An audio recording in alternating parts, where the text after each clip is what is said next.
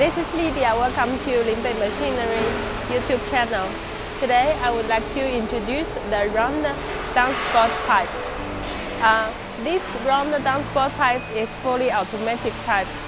It can make the straight round downspout pipe and with the elbow, and also it has a press to shrink the head, the connection part. This kind of roll forming machine is suitable to produce thickness 0.4 mm to 0.6 mm with PPGI raw material. One machine can produce one diameter. If you need to produce more diameters, you will need more machines. Here, this part is the cutting device. The cutting device is used to cut the lens. So when you want to produce a straight downspout pipe, you just input the lens you want to produce at the touch screen.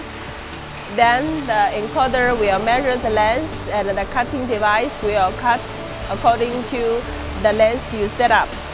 Here is the hydraulic part. Here is the hydraulic press.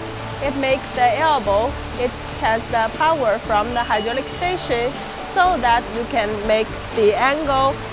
So you can make different angle of elbows to connect to realize the connection.